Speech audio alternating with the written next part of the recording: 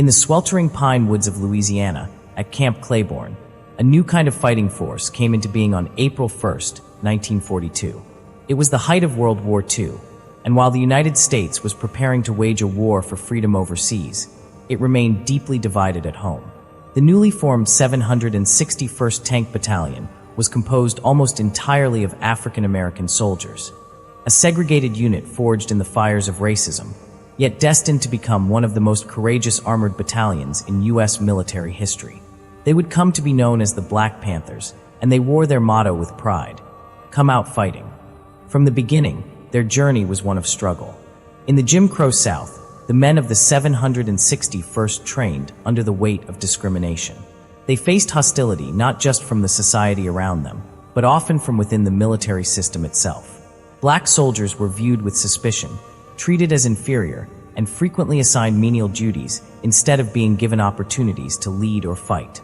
Yet, despite these indignities, the men of the 761st trained with a fierce determination. They learned to operate Sherman tanks, practiced armored warfare tactics, and honed themselves into a combat-ready force. Their commander, Lieutenant Colonel Paul L. Bates, stood apart from many of his white peers.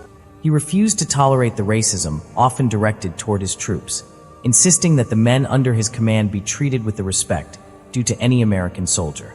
He believed in their potential and fought to make sure they received the opportunity to prove themselves in battle.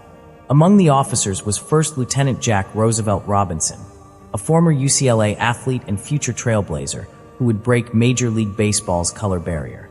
But before he could fight overseas, Robinson was involved in an incident that would change his life.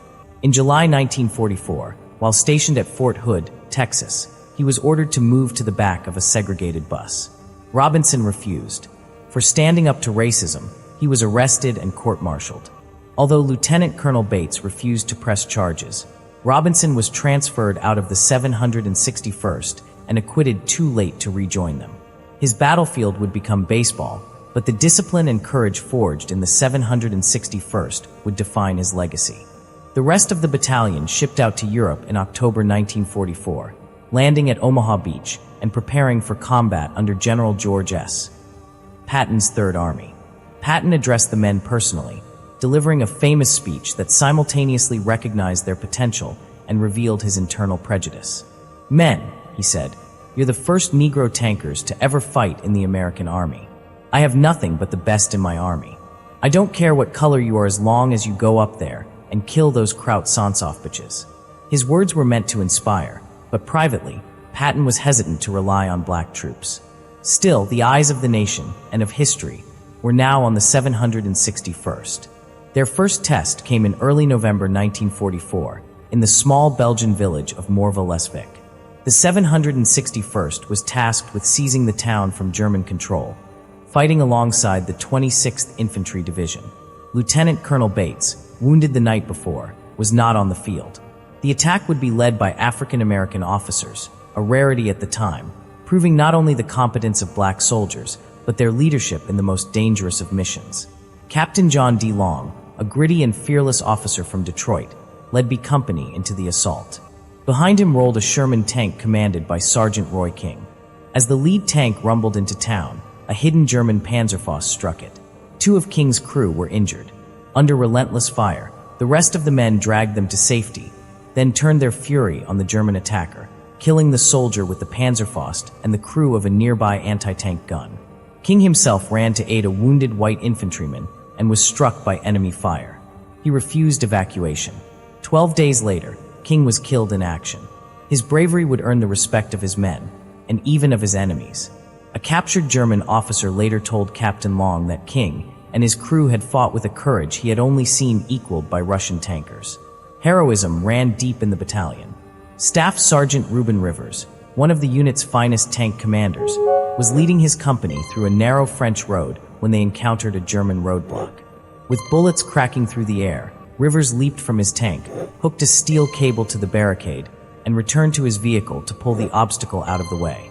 His bravery opened the road for the entire column to continue. Days later, already wounded, Rivers refused to fall back. He continued to lead until he was fatally struck by enemy fire. His actions earned him the Silver Star, and in 1997, he was posthumously awarded the Medal of Honor. Another tank commander, Sergeant Warren G. Cressy, would become legendary among the ranks of the 761st. During the fight near Dommartin, his tank was disabled by German fire.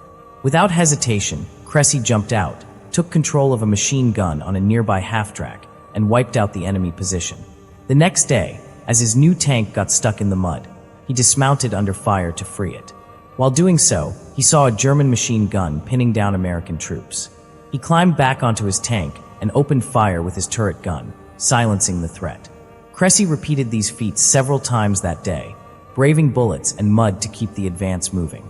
He would receive the Silver Star for his fearless leadership. The 761st continued their push through France, into Belgium, and deep into Germany. They fought in the Battle of the Bulge, braving snow, bitter cold, and enemy armor. They helped relieve pressure on Bastogne, fought street to street in German villages, and played a role in breaching the Siegfried Line. Their skill with tanks and refusal to break under pressure turned them into one of the most reliable armored units in Patton's command. In the spring of 1945, as the Third Reich collapsed, the 761st crossed into Austria. There, in the last weeks of the war, they made one of their most harrowing discoveries, the Gunskirchen concentration camp, a subcamp of Mauthausen. The men were unprepared for what they saw: emaciated bodies, hollow eyes, suffering on a scale unimaginable.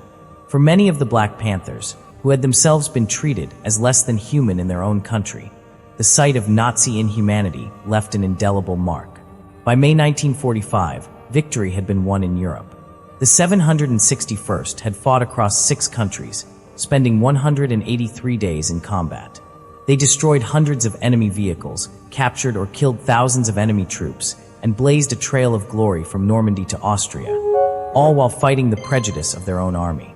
Despite their achievements, they returned home to a country slow to honor them. Many of their awards were delayed. Public recognition was absent. Yet the men held their heads high.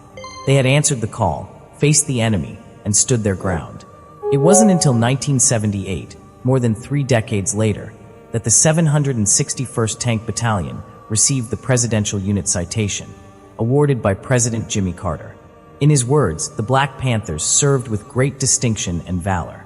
In 1997, a long-overdue Medal of Honor was presented to Staff Sergeant Reuben Rivers, marking a small step in acknowledging the bravery that had gone unsung for too long.